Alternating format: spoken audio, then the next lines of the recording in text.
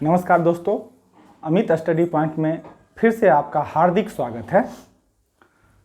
दोस्तों, मैंने कल साइंस का क्लास लिया था और कोशिश किया था कि आपको साइंस भी स्टोरी के माध्यम से आसान भाषा में सिखा दूं। इसमें मैंने कितना सफलता हासिल किया ये तो मैं तभी समझ पाऊंगा जब आप हमें कमेंट करेंगे। ठीक, उसके बाद आज के क्लास में मैंने कल के सीरीज को आगे बढ़ाते हुए लगभग 2.5 घंटे का क्लास लिया और अपने ऑफलाइन स्टूडेंट को ये सब चीज़ बताया। और मैं चाहता हूँ कि कुछ ही मिनटों में ये सब चीज़ ऑनलाइन वाले स्टूडेंट, व्यूअर्स, दर्शक को भी बता दिया जाए।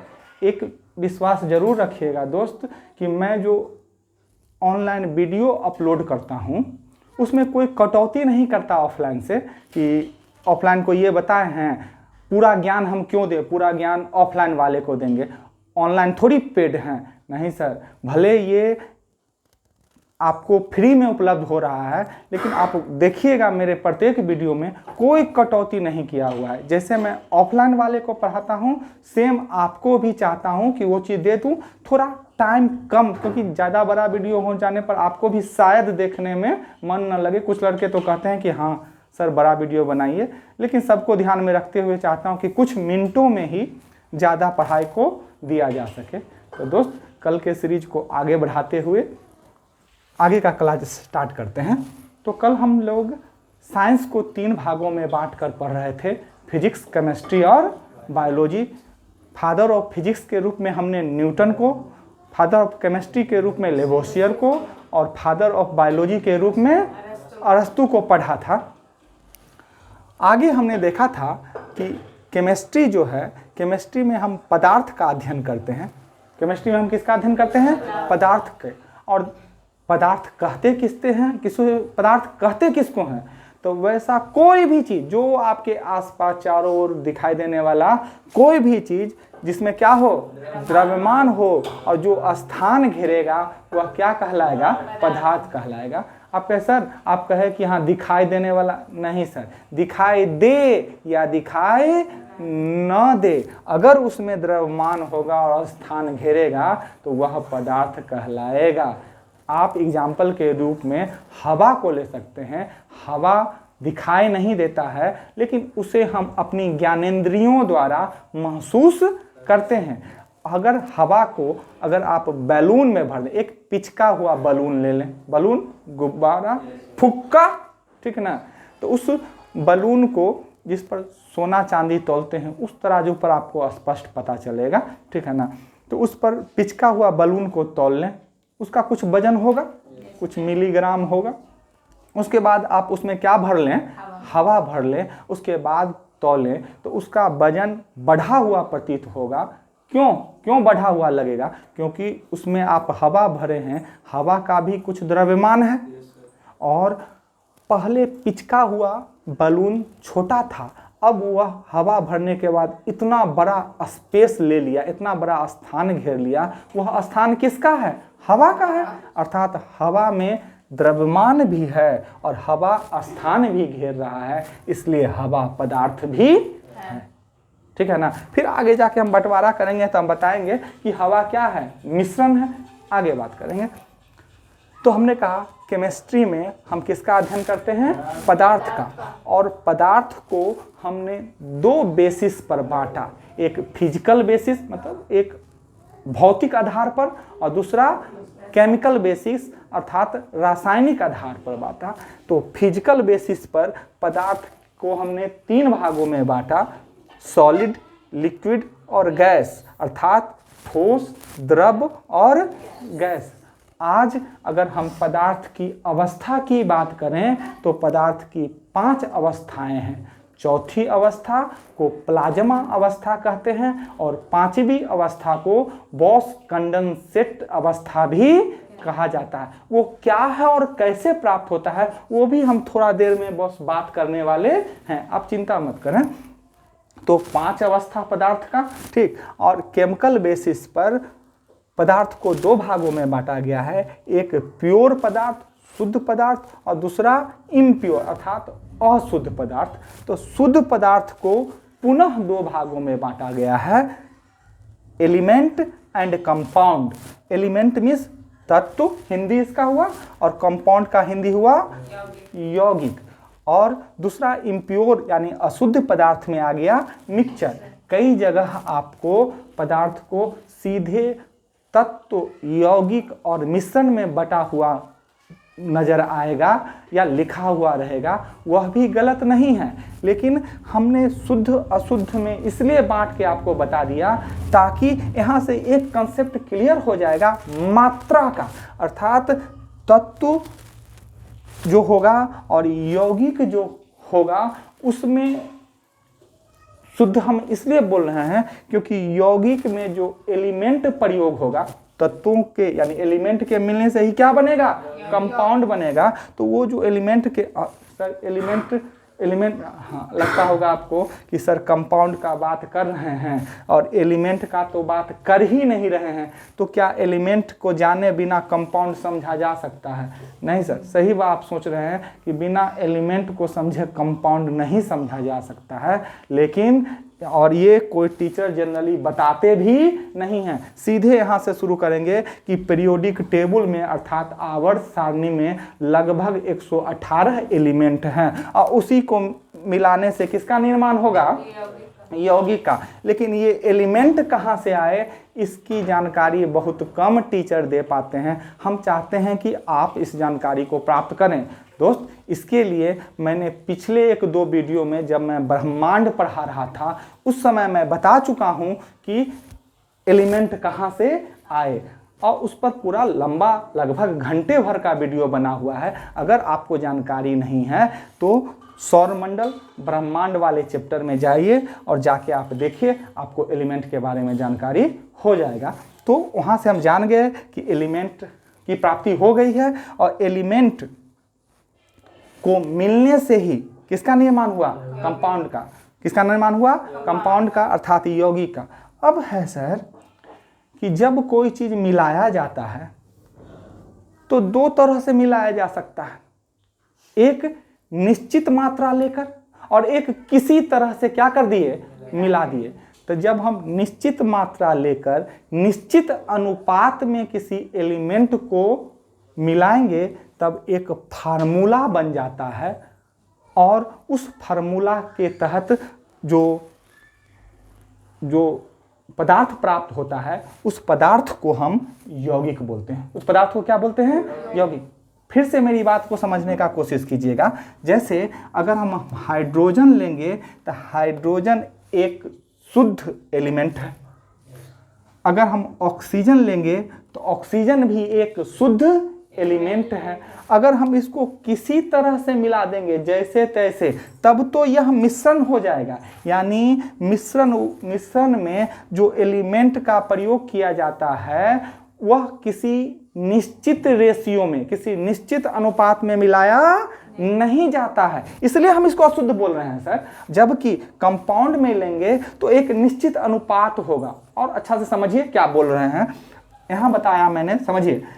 हाइड्रोजन, मैंने एक एलिमेंट हाइड्रोजन लिया और दूसरा एलिमेंट ऑक्सीजन लिया, और जब अभी तक यह एलिमेंट है और इस दोनों को हमने 2:1 के अनुपात में मिलाया, अर्थात हमने हाइड्रोजन को कितना ले लिया, 2, और ऑक्सीजन को लिया 1। तो ये जो H2O प्राप्त हुआ एक फार्मूला के रूप में प्राप्त हुआ, H2O, और इसी को हम लोग जल बोलते हैं। इसी को क्या बोलते हैं? तो जल में अगर पूछा जाएगा कि हाइड्रोजन और ऑक्सीजन का अनुपात क्या है तो हाइड्रोजन कितना है, 2, और ऑक्सीजन कितना है, 1। तो निश्चित अनुपात हुआ कि नहीं? तो जब भी आप 2 हाइड्रोजन और 1 ऑक्सीजन का प्रयोग करेंगे तो जल का एक अणु बन जाएगा कि नहीं बन जाएगा, और वो जो बनेगा उसी को हम क्या कहे हैं, यौगिक कहेंगे। तो क्या यौगिक में तत्वों की मात्रा निश्चित हुई कि नहीं हुई? और जब ये निश्चित हो गया, जिसके बारे में हमको जानकारी है कि जल है तो कितना हाइड्रोजन है, कितना ऑक्सीजन है, तो उस यौगिक को शुद्ध यौगिक कहेंगे कि नहीं कहेंगे? और एलिमेंट तो अपने शुद्ध होता है, इसलिए मैंने एलिमेंट अर्थात तत्व को और कंपाउंड अर्थात यौगिक को किस पदार्थ के श्रेणी में रखा? शुद्ध पदार्थ के श्रेणी में रखा। ठीक। फिर अशुद्ध रासायनिक पदार्थ। अशुद्ध पढ़ने का तरीका कल भी बताए थे सर। पढ़ेंगे शुद्ध रासायनिक पदार्थ, उसमें आता है तत्व और यौगिक। इसको पढ़ेंगे अशुद्ध रासायनिक पदार्थ, इसमें आएगा मिक्सचर। मैं इतना स्पष्ट रूप से इसलिए बता देता हूं सर, क्योंकि अगर आप स्टूडेंट हैं तब तो आपको समझ में आ ही रहा होगा, परीक्षा में आपको काम देगा। मैं चाहूँगा कि आपकी जो इच्छा है वो आप प्राप्त कर सकें, जो जॉब की इच्छा हो या जो भी इच्छा हो, ठीक है ना। लेकिन वो देखने वाले व्यूअर्स में कई टीचर भी होंगे, ठीक ना, कई लोग होंगे जो पढ़ाते होंगे, बैच करते होंगे, लेकिन उनके पास खुद सही जानकारी नहीं रहने के कारण वो जो जानेंगे वही डिस्कस करेंगे और आगे का लोग भी उसी चीज़ को सीखेंगे। तो वो अपने कंसेप्ट को अगर क्लियर कर लेते हैं तो आगे उनका जानकारी तो क्लियर होगा ही, अगर दूसरे को बताएंगे तब भी वो अच्छे तरह से बता पाएंगे। सर शिक्षा का मतलब सिर्फ यह नहीं होता है कि शिक्षा हम किसी को दूसरे को देखकर उसको धन के रूप में अर्जन कर सकते, ये सेवा होती है सर। और शिक्षा दान से बड़ा कोई दान नहीं सर। अगर ये काम कीजिए तो धन के भाव को साइड करके ईमानदारी से शिक्षा का दान कीजिएगा तो समाज के कल्याण में आपका बहुत बड़ा योगदान होगा। और समाज का कल्याण अर्थात देश का कल्याण, और वो कहीं रह के किया जा सकता है। चलिए दोस्त आगे बढ़ते हैं। तो हमने कहा आपको शुद्ध पदार्थ और अशुद्ध पदार्थ समझ में आ गया होगा। ये इसमें मात्रा निश्चित होगी और अशुद्ध में मात्रा निश्चित नहीं हो। अगर आप थोड़ा सा समझना चाहते हैं तो फिर हमने कहा कि मिश्रण को फिर हमने कई भाग में बांटा, 2 भागों में, एक होमोजीनियस मिक्सर और एक हेट्रोजीनस मिक्सर। होमोजीनस और हेट्रोजीनस मिक्स, होमोजीनस में समांगी मिश्रण और हेट्रोजीनस का हिंदी विषमांगी मिश्रण। क्या है सर ये समझिएगा सर। मैं परिभाषा के रूप में नहीं जाऊंगा, वो आपको किसी किताब में, आप कई एनसीईआरटी के किताब में, लुसेंट के किताब में लिखा हुआ मिल जाएगा। लेकिन हम भी उसको पढ़े हैं सर, आपको उस लैंग्वेज से समझदारी कम होगा। जो समझा रहे हैं थोड़ा अच्छा से समझने का कोशिश कीजिएगा सर। समांगी मिश्रण को हम पहचानेंगे कैसे और विषमांगी को कैसे? समांगी मिश्रण में देखिएगा कि जब 2 या 2 से अधिक पदार्थ को मिला दिया जाता है किसी अनुपात में, बताए ये सब अशुद्ध के अंतर्गत आता है, तब तो सर निश्चित अनुपात में नहीं ना मिलाएंगे, किसी अनुपात में मिला देंगे। तब मिलने के बाद वह 2 चीज नहीं नजर आएगा, लगेगा एक ही है। क्या है? एक ही है। जैसे सर अगर आप शरबत बनाते हैं, क्या बनाते हैं? शरबत। तो दूध और पानी मिल जाने के बाद आपको दूध और पानी अलग नजर आता है क्या? नहीं। लगता है कि वह क्या है? एक ही है। तो आपको एक ही नजर आता है तो समझ जाइए वो क्या है? समांगी मिश्रण है। कौन मिश्रण है? समांगी मिश्रण है। उसी प्रकार अगर आप चाय बनाते हैं तो उसमें पानी भी डालते होंगे, चीनी भी डालते होंगे, चाय पत्ती भी डालते होंगे, और जब चाय तैयार हो जाती है आपके कप में आ जाएगी तो क्या आपको उसमें चीनी, पानी, दूध कुछ भी नजर आ रहा है क्या? नहीं। मिलके सब एक ही हो जाता है। तो ये सब पहचान कौन मिश्रण का है? समांगी मिश्रण का पहचान है। और हमने कहा कि यहाँ से पकड़िएगा सर कि ये सब अशुद्ध पदार्थ की श्रेणी में आते हैं। अशुद्ध पदार्थ मतलब निश्चित मात्रा में नहीं। देखते हुएगा आपके घर में अगर चाय बनता होगा तो क्या 2 चम्मच चीनी डालते होंगे तभी चाय बनता होगा, और 1 चम्मच डालते होंगे तभी, आधा चम्मच चाय पत्ती डालते होंगे तब भी, और 1 चम्मच चाय पत्ती डालते होंगे तब। तो क्या अगर मात्रा निश्चित होता तो आधा चम्मच में अगर चाय बनता तो 1 चम्मच में नहीं बन पाता? जैसे जिसमें निश्चित है, अगर आप शुद्ध वाला में बात कर रहे हैं, हमने जल बनाया था तो जल में अगर 2 गो हाइड्रोजन और 1 ऑक्सीजन लेके हम जल बनाए तो क्या 3 गो हाइड्रोजन और 1 ऑक्सीजन लेंगे तो जल बन जाएगा? 1 गो हाइड्रोजन 1 ऑक्सीजन लेंगे तो जल बन जाएगा? नहीं बनेगा, ठीक ना। यानी यहाँ निश्चित मात्रा लेंगे तभी बनेगा। लेकिन हमने चाय बनाया तो हमने क्या फिक्स चीनी लिया, फिक्स पानी लिया, फिक्स चाय पत्ती लिया? नहीं, अलग अलग मात्रा ले रहे हैं तब भी बन जा रहा है। तो अलग अलग कोई भी मात्रा ले रहे हैं तब बन जा रहा है। तो क्या हुआ? यह अशुद्ध के श्रेणी में आएगा। हाँ ठीक ना। तो अशुद्ध को भी कई भाग में बांटे, 2 भाग में, समांगी और विषमांगी। तो समांगी का पहचान समझ में आ गया। किसी भी अनुपात में मिलाए तो जरूर, लेकिन बाद में जो लास्ट प्रोडक्ट तैयार हुआ वह लगेगा कि एक ही है। एग्जाम्पल दे के मैंने बताया, चाय का एग्जाम्पल दिया, एग्जाम्पल मैंने शरबत का दिया। क्लियर है। विषमांगी मिश्रण, इसमें भी जैसे तैसे मिलेगा, ज़्यादा कम, लेकिन ये मिलने के बाद आपको उसमें कुछ अलग अलग चीज़ दिखने को मिल जाएंगे। जैसे मान लीजिए कि आप पानी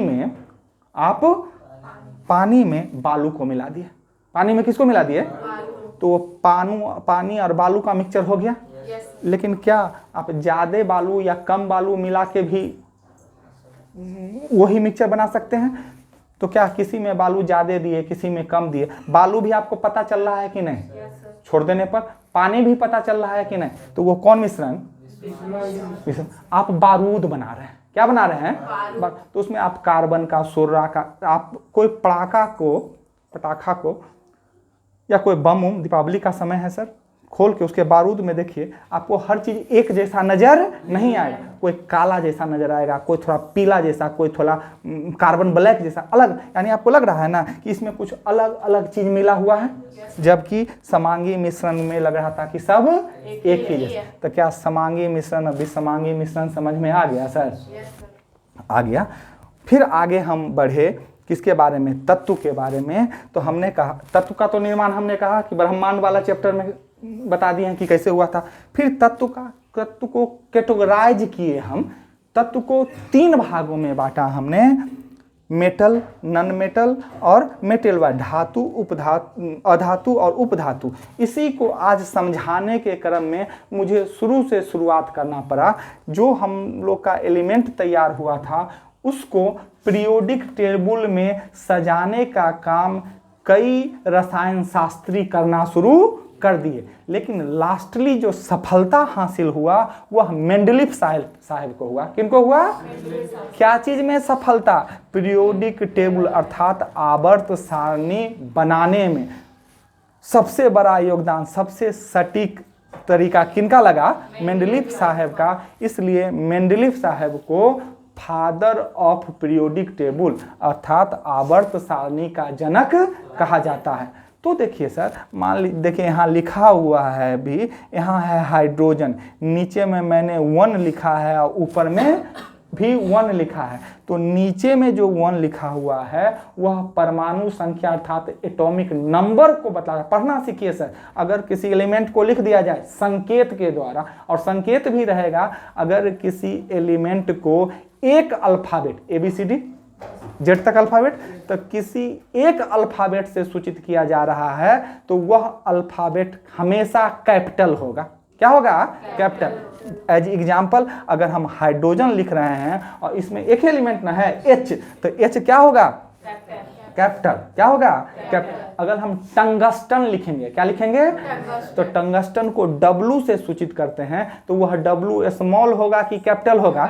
कैपिटल होगा। लेकिन अगर किसी एलिमेंट को 2 अल्फाबेट से लिखा जाए तो पहला अल्फाबेट कैपिटल और दूसरा अल्फाबेट स्मॉल होगा। यही लिखने का तरीका है।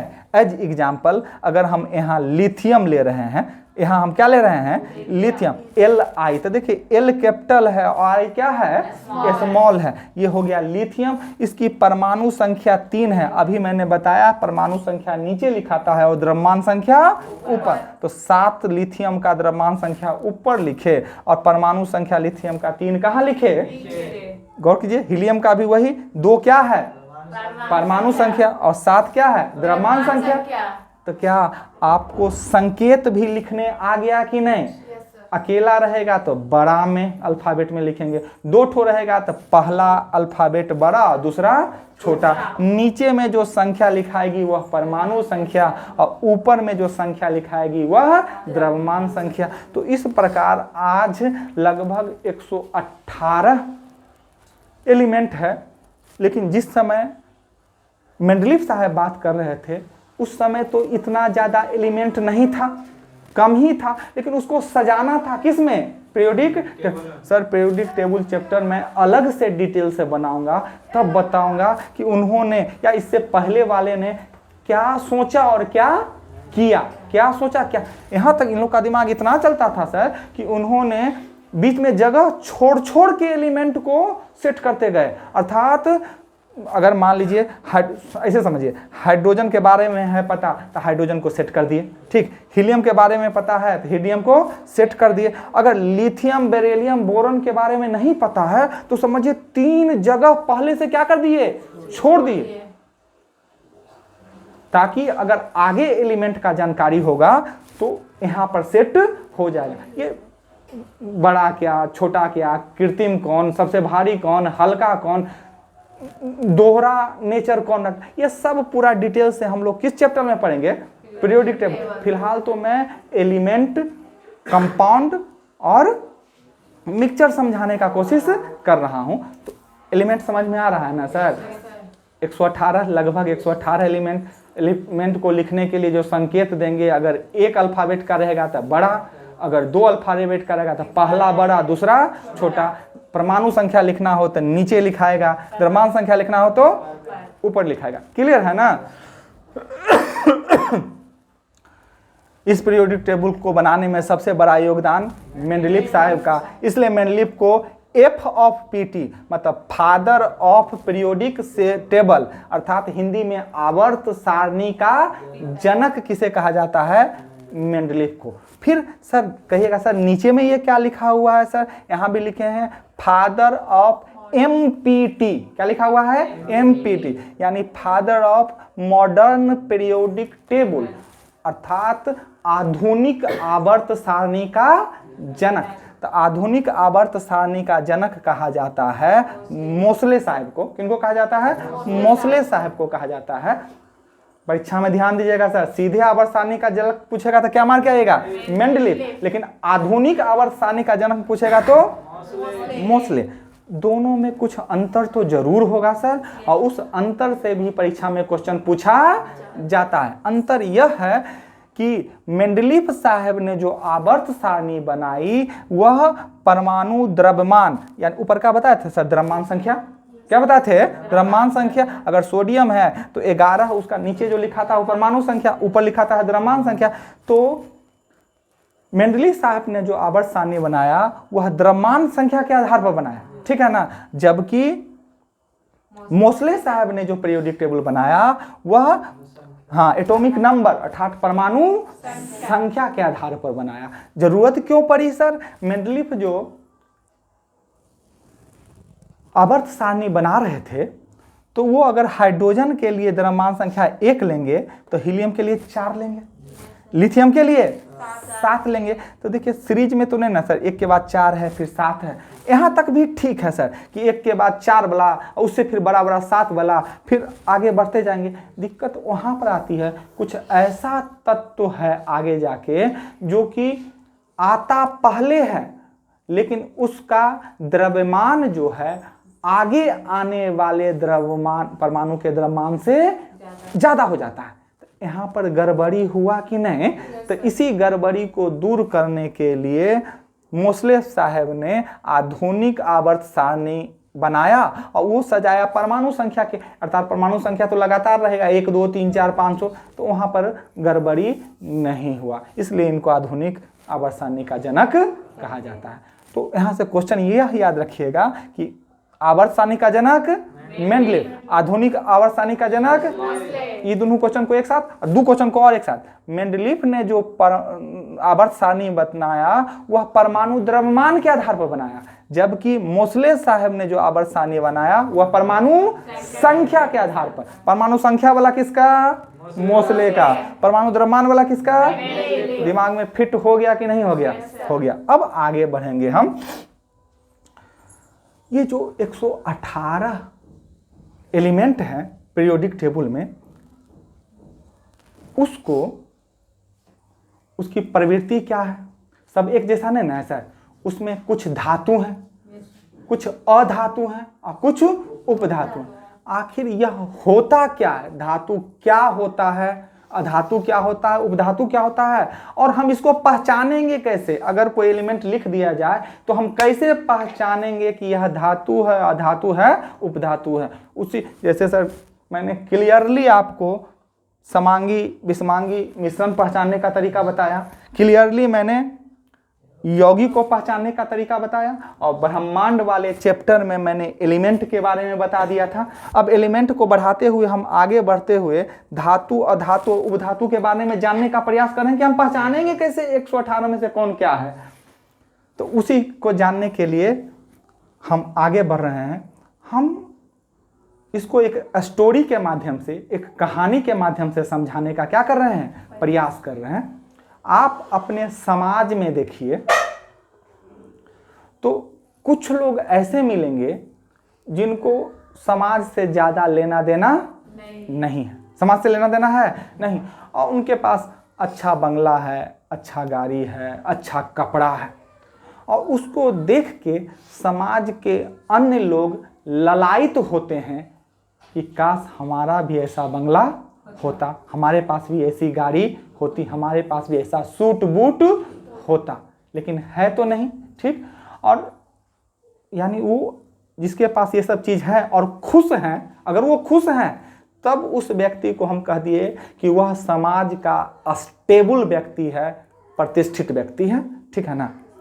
समाज में ऐसे भी व्यक्ति होंगे जो अमीर में उनसे ज़्यादा अमीर होंगे, लेकिन उनका दिनचर्या अलग होगा। जैसे बड़ा बड़ा जमींदार खानदान का बेटा वारिस सब होगा, सुनते होंगे आप कि वो ये चीज़ बेच रहा है, आज 2 कट्ठा इधर बेच दिया, अधर 5 कट्ठा इधर बेच दिया। संपत्ति तो उसके पास बहुत है सर, लेकिन जैसे तैसे बेच रहा है कि नहीं, आज 4 गो के साथ इधर पी के पड़ा है, उधर खा के गया है, इधर ये गलत काम कर रहा है वो। तो संपत्ति रहते हुए भी क्या उसका जिंदगी अस्थाई है?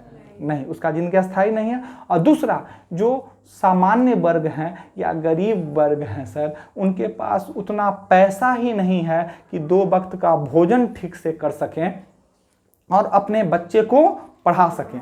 तो दोनों परिवार में जो समझदार आदमी होगा, जो अस्थाई है उसका बात नहीं कर रहे, वो तो अस्थाई हो ही गया सर, उसको क्या दिक्कत। ठीक है ना। जिसके पास बंगला, गाड़ी और खुशहाली, सबसे बड़ा खुशहाली है, उसको कोई दिक्कत नहीं। जिसके जो गरीब है वो चाहेगा कि हम जो खुशहाल वाला है उसके जैसा हो जाए, और जो जमीन बेच रहा है उस परिवार का अच्छा आदमी चाहेगा कि हमारा परिवार भी खुशहाल हो जाए। ठीक, यही समाज में 3 तरह के लोग हैं। ठीक ना। एक अस्थाई, तो उसी प्रकार पीरियोडिक टेबल में भी 3 प्रकार के एलिमेंट हैं। कई प्रकार के एलिमेंट हैं? 3 प्रकार के एलिमेंट हैं। एक वह एलिमेंट जो वही खुशहाल व्यक्ति जैसा है, जिसके पास सब कुछ है, गाड़ी, बंगला, पोशाक, और वो खुशहाल भी है। उस ऐसा व्यक्ति की संख्या पूरा पीरियोडिक टेबल में 6 ठो है। ऐसा व्यक्ति की, वैसा एलिमेंट की संख्या पीरियोडिक टेबल में कितना है? और उसको हम कहते हैं अस्टेबल एलिमेंट। क्या बोलते हैं? अस्टेबल एलिमेंट, मतलब अस्थाई तत्व। ठीक है। तो और उसकी संख्या मैंने कितना बताया? 6 बताया। उसका नाम यहाँ पर लिखा हुआ है, नाम है helium, He, helium. Neon, Ne से सूचित करते हैं, नियॉन को। Ar से सूचित करते हैं, आर्गन को। Kr से सूचित करते हैं, क्रिप्टन को। Xe से सूचित करते हैं, जेनन को। और Rn से सूचित करते हैं, रेडन को। ये जो 6 एलिमेंट है वह अस्थायित्व को प्राप्त कर चुका है, अस्थायी तत्व है। इसकी कोई जरूरत ही नहीं है सर। तो क्या यह किसी प्रतिक्रिया में भाग लेगा? नहीं लेगा, नहीं भाग लेगा। इसलिए इस 6 एलिमेंट को हम क्या कहते हैं? अस्थायी तत्व। नाम याद हो गया? फिर से, helium He, neon Ne, argon Ar, krypton Kr, xenon Xe, radon Rn। Clear है सर? तो ये हो गया समाज का 6 ठो एलिमेंट, जो कि कैसा है? अस्थाई है। कैसा है? इसी को केमिस्ट्री की भाषा में इनर्ट गैस भी बोलते हैं। क्या बोलते हैं? मतलब अक्रिय गैस, हिंदी में इसी छो को, अच्छा अगला क्लास में लिखेंगे सर, जगह नहीं है, ठीक है ना। इस छो को इनर्ट गैस या अक्रिय गैस बोलते हैं। देखिए नाम में है अक्रिय, अक्रिय मतलब किसी क्रिया में भाग नहीं लेता है, ठीक है ना। तो इसका लाइफ स्टाइल बाकी के एलिमेंट भी अपनाना चाहेंगे कि नहीं चाहेंगे? चाहेंगे। और इसके अलावा दो प्रकार का मैंने बताया, एक जो कि इससे ज़्यादा अमीर है तब भी अस्थाई जमीन में बेचने वाला बताया, और एक उस तरह का एलिमेंट जो इससे कम है तो कम वाला भी इसके जैसा बनना चाह रहा है और अधिक वाला भी। तो इसी को समझाने के लिए मैंने कुछ एलिमेंट का स्ट्रक्चर लिखा है यहाँ पर, और उस स्ट्रक्चर को समझाने का प्रयास कर रहा हूँ सर। तो उस स्ट्रक्चर के पीछे भी एक कहानी समझिए। वह स्ट्रक्चर यहाँ है, वह स्ट्रक्चर यहाँ है, यहाँ है, यहाँ है और यहाँ पर है, अलग अलग जगह पर लिखा हुआ है सर। इन लोग को जब ऑफलाइन वाले को पढ़ा रहे थे तो जगह के अभाव के कारण अलग अलग जगहों पर मैंने लिखा, लेकिन जिस क्रम में लिखा है मैं उसी क्रम में बोलूँगा सर। आप ध्यान से सुनिए और देखिए, आपको अच्छे से समझ में आ जाएगा। तो यहाँ पर कहानी यह है सर कि मान लीजिए कि कुछ समाज के VVI मतलब वेरी इंपॉर्टेंट, VIP मतलब वेरी इंपॉर्टेंट, अब VVIP वेरी इंपॉर्टेंट पर्सन देखते होंगे आप। तो उसके लिए चाहे उसमें मंत्री संतरी आ जाते हैं कि नहीं, अपने जज साहब आ जाते हैं कि नहीं, तो जो इंपॉर्टेंट पर्सन या वो नहीं भी हों, टाटा, बिरला, अंबानी, अडानी, ये लोग का, ये भी समाज के VVI लोग हैं। तो क्या सर इन लोग के साथ भी आप बॉडीगार्ड का या सुरक्षा कर्मी का एक काफिला देखते हैं कि नहीं? वो बड़े बड़े इंडस्ट्रियलिस्ट के साथ या पॉलिटिशियन के साथ, मंत्री संतरी के साथ बहुत सारे सुरक्षा कर्मी का काफिला रहता है, ठीक है। और उसके घेरा में बीच में वो इंपॉर्टेंट पर्सन रहता है, ठीक है। आप ऐसे समझिए सर। उसको समझाने से पहले एक चीज़ और समझाना चाहता हूं सर कि जो एलिमेंट है हाइड्रोजन, हीलियम, लिथियम यानी 111 जो भी एलिमेंट है और उसका जो परमाणु है, क्या है, उसमें 3 ही प्रकार के कण पाए जाते हैं। लिखा ही हुआ है सर यहाँ पर, परमाणु में 3 मौलिक कण होते हैं। किसी भी परमाणु में 3 मौलिक मतलब 3 प्रकार के सर, क्या प्रकार के? 3 प्रकार के मौलिक कण होते हैं। 3 ही कैसे होगा सर? 3 प्रकार के होगा। उसमें से इलेक्ट्रॉन होगा, अलग अलग परमाणुओं में, अलग अलग एलिमेंट में इलेक्ट्रॉन की संख्या क्या होगी? अलग अलग होगी, ठीक ना।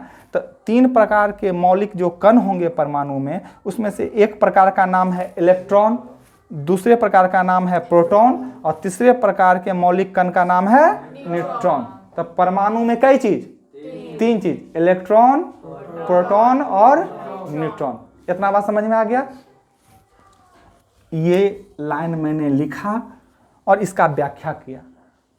फिर यहाँ के बाद यहाँ आइए सर, आपको जैसे जैसे मैं ले जा रहा हूँ वहीं पर ध्यान दीजिए, पूरा बोर्ड पर देखिएगा एक लाइन से तो समझ में नहीं आएगा।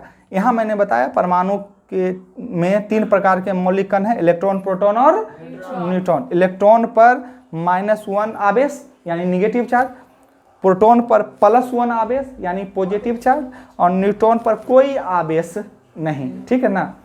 आवेश क्या होता है ये सब भी हम पढ़ेंगे सर, इलेक्ट्रोस्टैटिक्स चैप्टर पढ़ेंगे, करंट चैप्टर पढ़ेंगे, तो वहाँ पर डिटेल से। फिलहाल इतना रखिए ना, ठीक ना। लेकिन बेस यही है, ये नहीं तो कोई चैप्टर नहीं, सब चैप्टर का बेस है। तो परमाणु में कितना प्रकार के कण? 3 प्रकार के। कौन कौन? इलेक्ट्रॉन, प्रोटॉन और न्यूट्रॉन। अब यहाँ पर देखिए, ध्यान दीजिएगा, हमेशा प्रोटॉन और न्यूट्रॉन जो होगा वह बीच में होगा। प्रोटॉन और न्यूट्रॉन कहाँ होगा? बीच में होगा।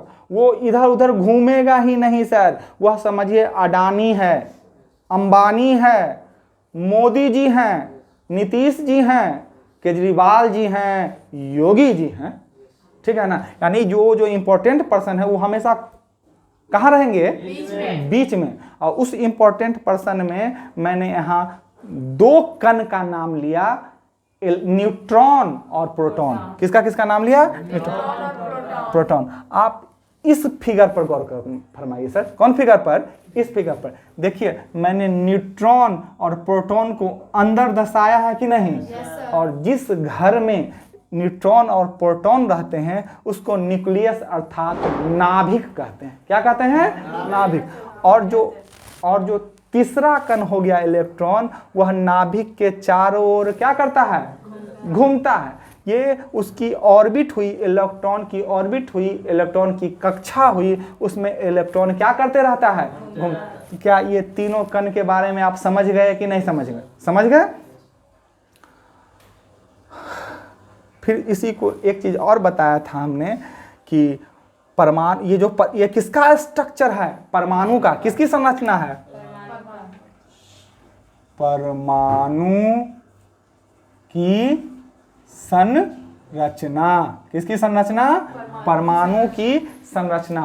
परमाणु की संरचना में न्यूट्रॉन और प्रोटॉन बीच में और इलेक्ट्रॉन चारों ओर क्या करेगा?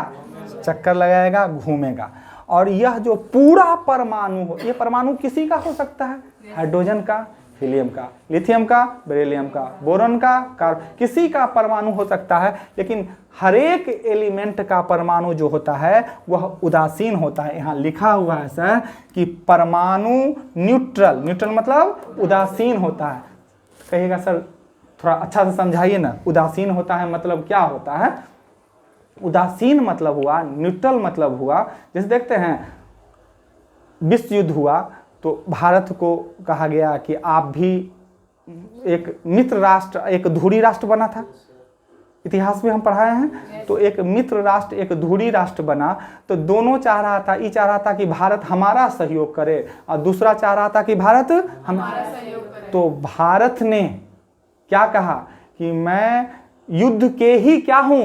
खिलाफ हूं। युद्ध किसी भी समस्या का समाधान नहीं। भारत शांति प्रिय देश है सर, शांति का ही सब। क्या सर झगड़ा से झगड़ा को खत्म किया जा सकता है? नहीं किया जा सकता है। तो भारत ने एक अलग नीति अपनाई, गुट निरपेक्ष। गुट निरपेक्ष मतलब गुट मिस हुआ समूह, दल, और निरपेक्ष मिस अलग। मतलब हम किसी गुट में न धुरी राष्ट्र के तरफ से लड़ेंगे और न मित्र राष्ट्र के।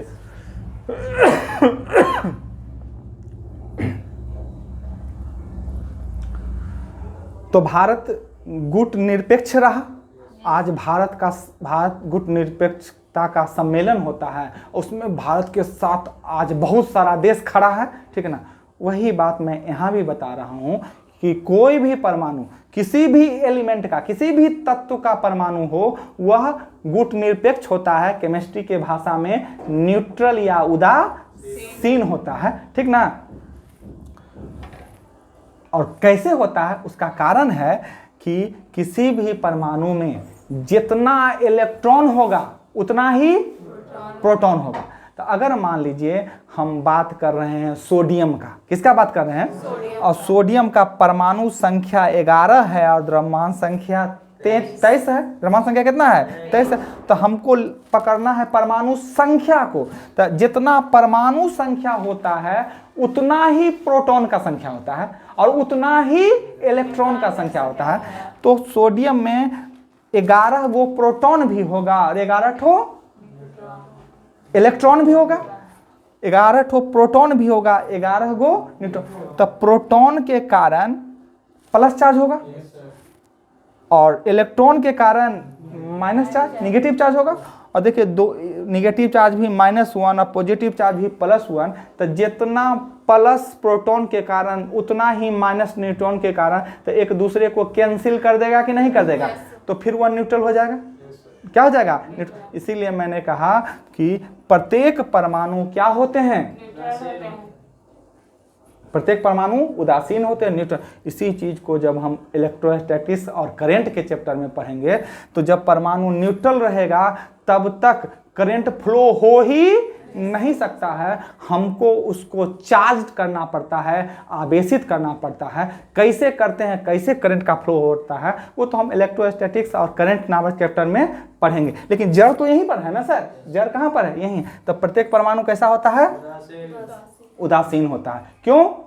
क्योंकि प्रत्येक परमाणु में इलेक्ट्रॉन की संख्या और प्रोटॉन की संख्या समान होती है, ठीक है ना। यहाँ से आप एक न्यूमेरिकल चाहेंगे तो वो भी निकाल सकते हैं सर। आपको समझ में आया कि पीरियोडिक टेबल में अगर किसी हाइड्रोजन ले रहे हैं तो नीचे लिखा हुआ तो परमाणु संख्या, तो जितना परमाणु संख्या होगा उतना ही प्रोटॉन की संख्या। देखिए लिखा हुआ है परमाणु संख्या यानी एटॉमिक नंबर बराबर नंबर ऑफ प्रोटॉन, प्रोटॉन की संख्या भी उतना और उतना ही किसका संख्या, इलेक्ट्रॉन का। नंबर ऑफ इलेक्ट्रॉन भी उतना ही होगा। यानी हाइड्रोजन का पूछेगा आपसे परमाणु संख्या तो क्या बोलिएगा, एक बोलिएगा।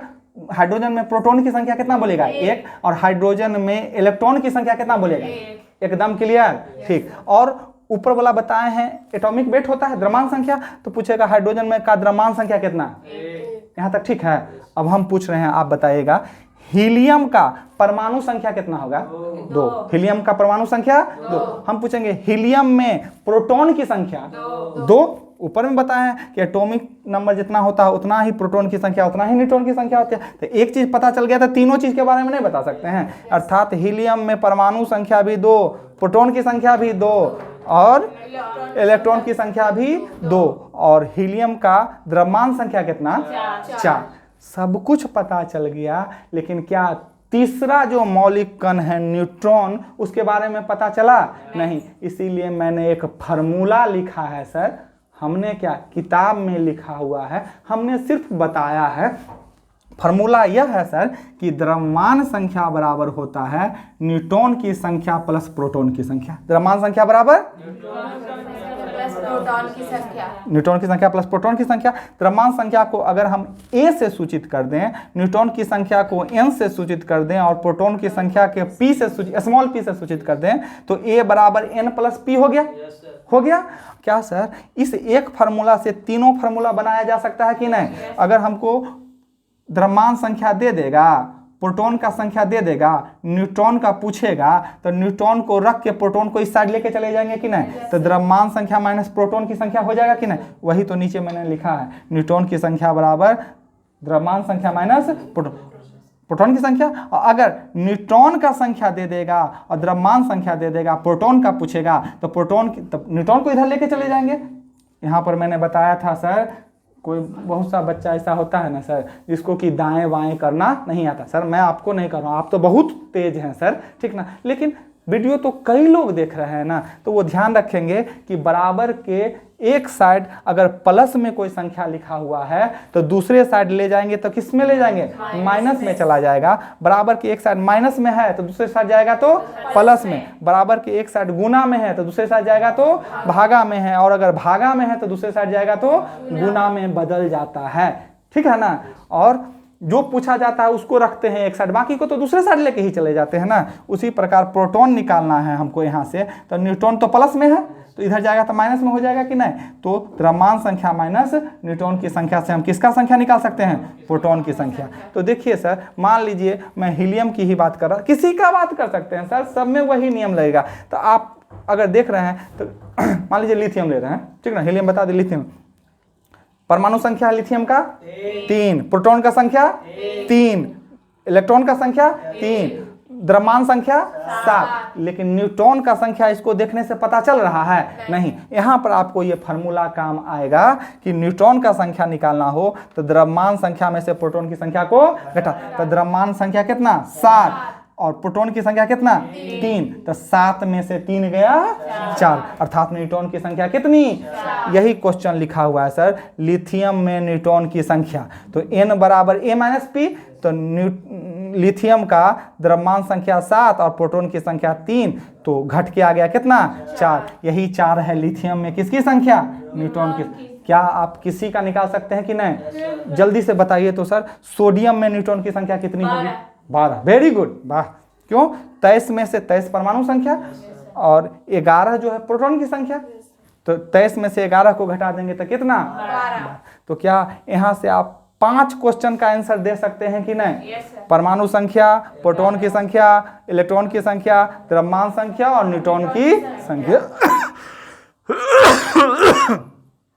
ये सब क्वेश्चन आपको एग्जाम में बराबर देखने को मिल जाए। क्या आप छोड़ के आइएगा, बना के आइएगा ना सर? ठीक है, चलिए हम इसका भी बात कर लिए। अब हम बात ये करने जा रहे थे कि हम धातु, अधातु और उपधातु को पहचानेंगे कैसे।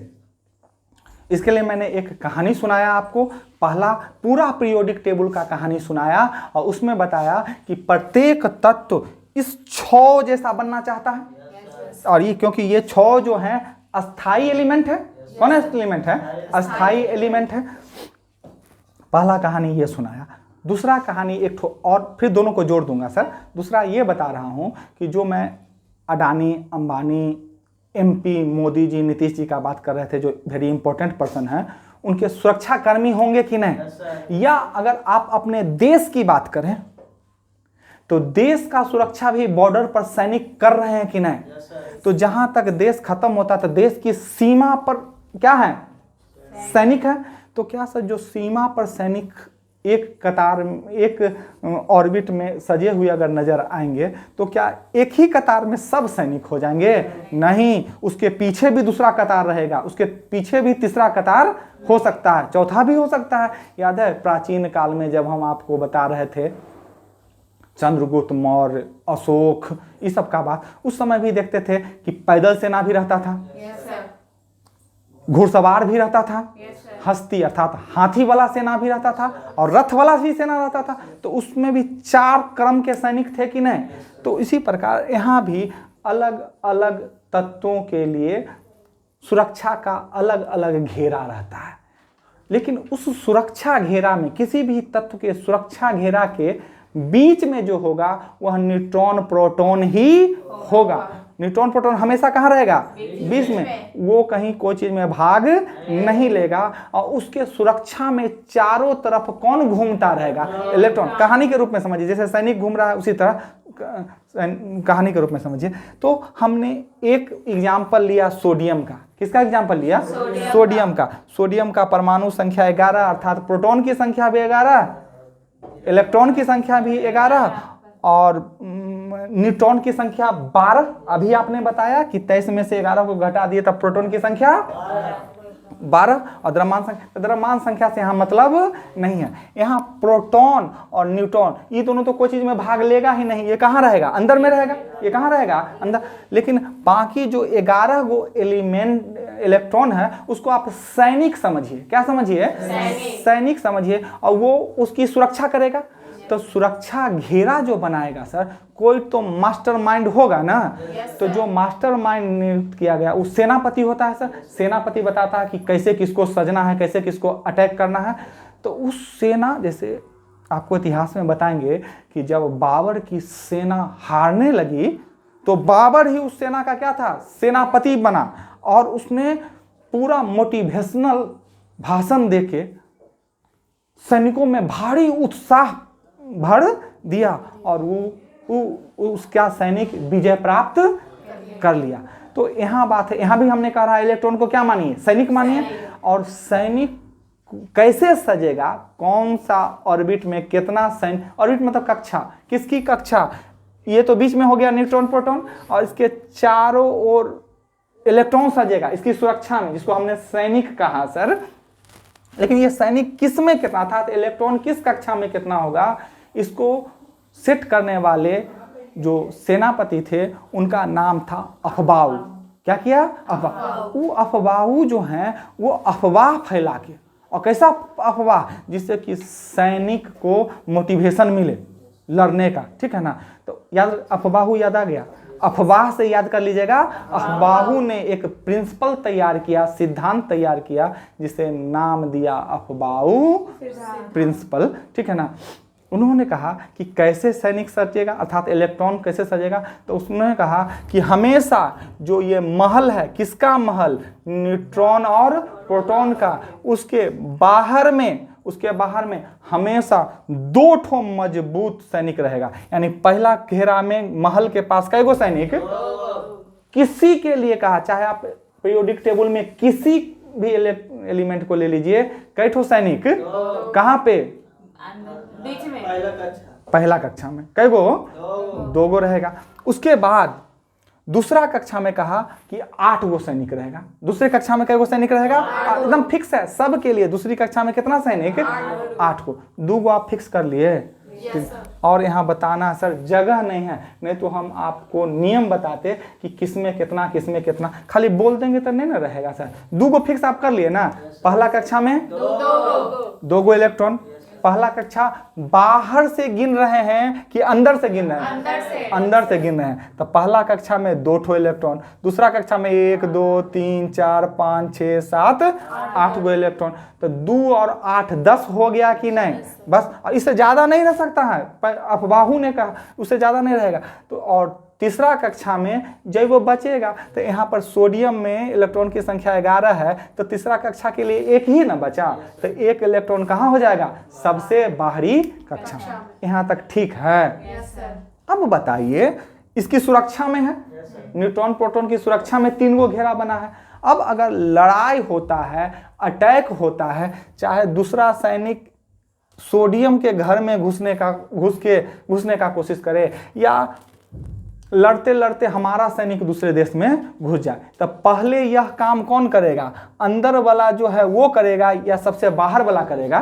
सबसे बाहर वाला करेगा। जो सबसे बाहरी सुरक्षा दे रहा है पहले तो वही लड़ेगा, तब ना अंदर घुसेगा सर। तो हमेशा रिएक्शन में, प्रतिक्रिया में जब भी भाग लेगा तो कौन इलेक्ट्रॉन भाग लेगा? बाह्य इलेक्ट्रॉन। कौन इलेक्ट्रॉन? बाह्य इलेक्ट्रॉन। और उसी बाह्य इलेक्ट्रॉन जो कि रिएक्शन में भाग ले रहा है, प्रतिक्रिया में भाग ले रहा है, उसको वैलेंस इलेक्ट्रॉन कहते हैं। क्या कौन इलेक्ट्रॉन कहते हैं? वैलेंस इलेक्ट्रॉन कहते हैं। और जो उसके अलावा जो बच गया उसको कोर इलेक्ट्रॉन कहते हैं। कौन इलेक्ट्रॉन कहते हैं? अर्थात अगर हाइड्रोजन सोडियम की बात करें तो इसमें वैलेंस इलेक्ट्रॉन की संख्या कितनी होगी? 1 होगी। और कोर इलेक्ट्रॉन की संख्या कितनी होगी? 10 होगी। ठीक, यहां से भी क्वेश्चन पूछता है। और यही चीज आपको वैलेंसी निकालने में सहायक होगा। चार्ज प्लस, सुने होंगे आप सोडियम +1, सुने हैं? ये तो सीधे सीधे सोडियम हो जो कि न्यूट्रल है, आगे जाके आप पढ़ेगा सोडियम प्लस, ऐसे लिखेगा तैयो सही, या सोडियम +1 ऐसे लिखिएगा तैयो सही। आप लोग सुने होंगे एल्युमिनियम प्लस प्लस प्लस ऐसे, या एल्युमिनियम +3। क्या सर ये सब उदासीन है, न्यूट्रल है कि चार्ज्ड है? चार्ज है। पॉजिटिव चार्ज है कि नेगेटिव चार्ज है? आप लोग सुने होंगे क्लोरीन, क्या सुने होंगे? क्लोरीन माइनस, क्या लिखे है? या क्लोरीन पर हम लिख सकते हैं -1। तो ये भी चार्ज है कि नहीं? सब बताएंगे सर, काहे आया कैसे आया सब बताएंगे, घबराना बिल्कुल नहीं है सर। तो क्लोरीन पर -1, एल्युमिनियम पर +3 और सोडियम पर प्लस। तो अब इस तरह से हो जाएगा तो इसको हम न्यूट्रल कहेंगे क्या? उदासीन कहेंगे क्या? इसको हम न्यूट्रल या उदासीन नहीं कहेंगे। लेकिन जब इस अवस्था में है तो प्रत्येक परमाणु न्यूट्रल होता है। सीधे लिखा चुका हूं सर, क्या होता है सर? प्रत्येक यानी जितना इलेक्ट्रॉन, तो कहे सर इस चार्ज हो गया, इसका मतलब इलेक्ट्रॉन उतना नहीं रहा क्या? हाँ, जितना इलेक्ट्रॉन किसी एलिमेंट में होता है उसमें कमी या वृद्धि के कारण ही चार्ज डेवलप होता है। अगर संख्या उतना ही रहेगा तो चार्ज नहीं होगा, आवेश नहीं आएगा, ना प्लस आएगा ना प्लस। आवेश को धनायन बोलते हैं, क्या बोलेंगे? और माइनस वाला आवेश को ऋणायन बोलते हैं, क्या बोलते हैं? पॉजिटिवली चार्ज और निगेटिवली चार्ज। क्लियर है ना सर? तो हमने कहा तो ये चीज तब तक नहीं समझ में आएगा जब तक वैलेंस इलेक्ट्रॉन और कोर इलेक्ट्रॉन नहीं समझिएगा तब तक। तो सोडियम में वैलेंस इलेक्ट्रॉन की संख्या कितनी? 1। और कोर इलेक्ट्रॉन की संख्या कितना? 10।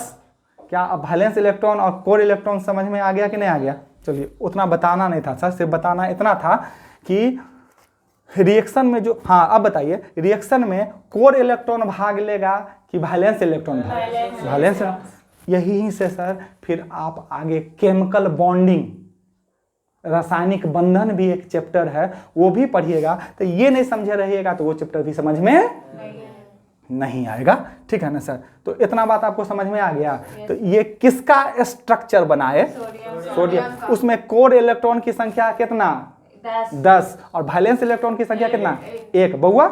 और सबसे अंदर वाला पहली कक्षा में कई गो इलेक्ट्रॉन? 2। वह सिर्फ सोडियम में होगा कि सभी एलिमेंट में होगा? सभी एलिमेंट में होगा। कहेगा सर हाइड्रोजन में भी? नहीं, हाइड्रोजन में इसलिए नहीं क्योंकि यहाँ पर बनाया हुआ है सर हाइड्रोजन कहीं बनाए थे, थोड़ा देर पढ़ाए। हाँ, यहाँ हाइड्रोजन का देखिए सर, हाइड्रोजन के भी पहला कक्षा में 2 इलेक्ट्रॉन होता, लेकिन इसके पास कुल इलेक्ट्रॉन की संख्या ही कितनी है?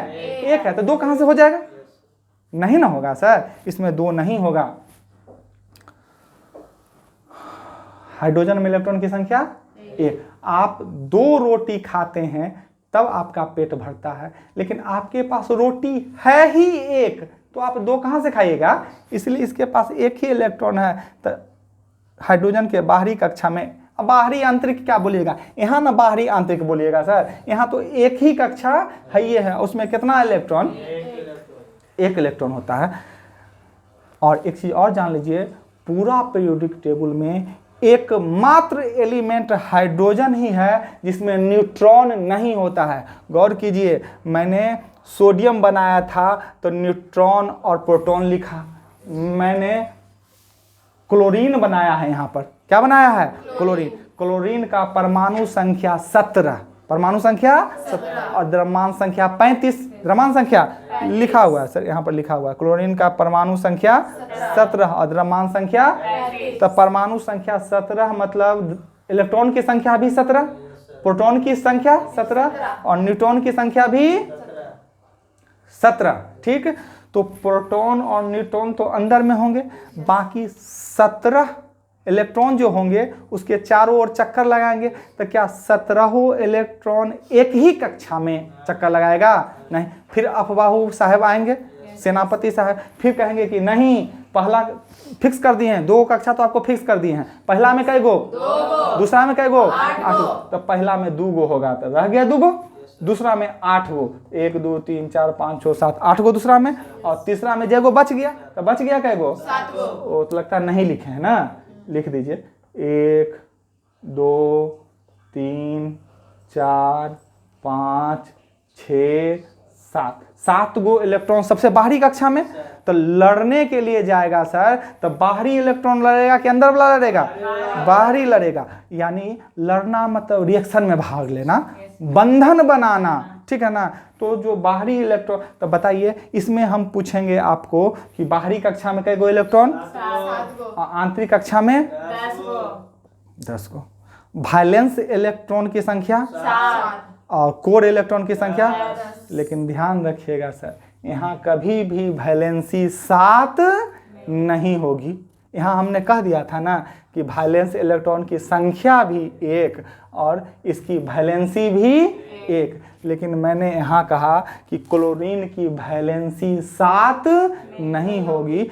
ये बात हम सिर्फ बोल देंगे तो आपको समझ में नहीं आएगा। जो कहानी हम शुरू किए उसको पूरा करने दीजिए, सब बात आपको खुद शीशे की तरह क्या हो जाएगा? साफ हो जाएगा। आप सुनते जाइए। तो मैंने कहा क्लोरीन में देखिए न्यूट्रॉन प्रोटॉन अंदर रहा और 17 गो इलेक्ट्रॉन इसके बाहर चारों ओर चक्कर काटते रहे, लेकिन सबसे बाहरी कक्षा में क्या इलेक्ट्रॉन? 7। लेकिन बीच में न्यूट्रॉन प्रोटॉन रहा है ना सर। उसी प्रकार सोडियम का बनाए तो बीच में न्यूट्रॉन प्रोटॉन रहा है ना सर। उसी प्रकार यहाँ पर आर्गन का बनाए तो आर्गन में परमाणु संख्या या इलेक्ट्रॉन प्रोटॉन की संख्या 18। तो 18 में 2 8 तो ऐसे ही सजेगा, पहला कक्षा में 2 गो, दूसरी कक्षा में 8, तो 2 8 10 हो गया। तो बाहरी कक्षा में क्या होगा? 8 गो होगा। बाहरी कक्षा में क्या होगा? 8 हो गया। आर्गन का भी बताए। हीलियम का देखिए सर, हीलियम का 2 गो होबे करता है, तो एक एक कक्षा में 2 गो सेट कर दिए, ठीक है। लिथियम का देखिए सर, लिथियम का 3 होता है, तो 3 गो इलेक्ट्रॉन में सबसे अंदर वाला कक्षा में 2 गो और फिर 8 गो होना चाहिए, लेकिन उतना 10 इसका होता है क्या? 3 ही होता है। तो 2 गो अंदर में सेट किए और 1 गो बाहरी कक्षा में। तो कोर इलेक्ट्रॉन की संख्या, इसमें कोर इलेक्ट्रॉन की संख्या कितना? 2। नहीं सर, 2। 1 कैसे? कोर हमने पूछा, तो कोर इलेक्ट्रॉन की संख्या 2 और वैलेंस इलेक्ट्रॉन की संख्या 1, ठीक। लेकिन ये सब जो अभी तक बोला सर, सब के अंदर में देखिए लिखा हुआ है न्यूट्रॉन और प्रोटॉन। लेकिन यहाँ मैंने हाइड्रोजन का जो परमाणु संरचना बनाया, देखिए तो सिर्फ प्रोटॉन लिखे हैं कि नहीं? क्या इसमें न्यूट्रॉन लिखे हैं? नहीं।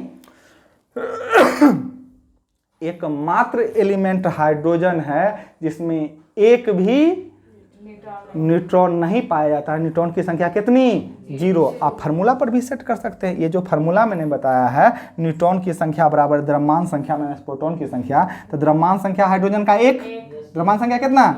1, और प्रोटॉन की संख्या भी कितना? 1, तो 1 में से 1 गया कितना? 0। तो क्या उसमें न्यूट्रॉन होगा? तो एकमात्र एलिमेंट हाइड्रोजन है जिसमें न्यूट्रॉन नहीं होता। इतना तक ठीक है? तो हमको लग रहा है कि शायद क्लास लंबा जा रहा है, तो इस क्लास को यहीं पर छोड़ते हैं। इसके बाद फिर इसी क्लास को पकड़ के हम आपको अगले क्लास में बताएंगे कि अब ये चीज़ नहीं भूलिएगा सर, इतना रिवीजन करके आइएगा। अगर ये नहीं करके आइएगा तो आगे का कोई चीज़ समझ, ये आर्ट्स नहीं है सर, ये क्या है? साइंस है, ठीक है ना? ये साइंस है। ये तो सर लिखे थे थ्योरी ऑफ रिलेटिविटी, ये अलग था, ये आइंस्टीन का सिद्धांत था, और ये जड़त्व आघूर्ण का नियम। यहाँ हमने यूनिट बतलाने के लिए और डायमेंशन बतलाने के लिए दोनों सेम फार्मूला को एक जगह किया था कि देखिए E बराबर mc, मास और वेलोसिटी ऑफ लाइट है। m क्या है? मास। I क्या है? वेलोसिटी ऑफ लाइट, यानी द्रव्यमान है, ये चाल हो गया, और ये द्रव्यमान है, और ये रेडियस हो गया। और रेडियस मतलब दूरी या लंबाई, ठीक है ना? तो वो अलग टॉपिक है सर, उसको इसके साथ नहीं जोड़िए, बता देंगे, ठीक है ना? तो क्या, हाँ, ये फिजिक्स का पार्ट हो गया, ठीक है ना? तो सर ये बात अगर आप समझ जाएंगे तो आगे रिएक्शन की प्रक्रिया, बंधन की प्रक्रिया, कैसे हम देख के पहचान लेंगे कि धातु है या धातु है ये उपधातु। सर नाम रट लेना कि हाँ सोडियम धातु है, लोहा धातु है, ये अलग चीज हुआ, और हम पहचान लेंगे बिना रट। अब कई गो पूरा 18 को रट के नहीं याद कर लीजिएगा सर, लेकिन अगर पहचानना सीख जाइएगा तो किसी का आप एटॉमिक नंबर जान रहे हैं तो आप बता दीजिएगा कि वह धातु है कि अधातु है कि उपधातु है, और उसके बाद बताएंगे ये जो बाकी चीज पढ़ते हैं। हाँ, चमक होती है, विद्युत का सुचालक होता है, डक्टाइल होता है, आघात वर्धनीय होता है, तन्य होता है। सर ये सब चीज आपको सब जगह मिल जाएगा लिखा हुआ, पढ़ेंगे आप, लेकिन समझ में आपको नहीं आएगी। मैं जो समझा रहा हूँ, समझाने के बाद वो सब चीज़ आपको एकदम बउआ जैसा लगने लगेगा। हाँ, एक वादा जरूर कीजिए कि जब आप अगले क्लास में आइएगा तो ये सब चीज़ अच्छे से क्या करके आइएगा, पढ़ के। ये नहीं कि हम पूछें और फिर मुँहें देख रहे हैं। सर मैं अपना काम करूँ और आप अपना काम करिए, तब आपको मंजिल मिलेगी, ठीक है सर? तो अगला क्लास में हम फिर इसको डिकोड करेंगे और क्या जानेंगे, धातु अधातु उपधातु जानेंगे, और ये जो चार्ज उत्पन्न होता है इसका कारण भी हम जानेंगे, ठीक है? और उसके बाद फिर आगे जो बचा हुआ है वो सब चीज़ जानेंगे, ठीक है दोस्त?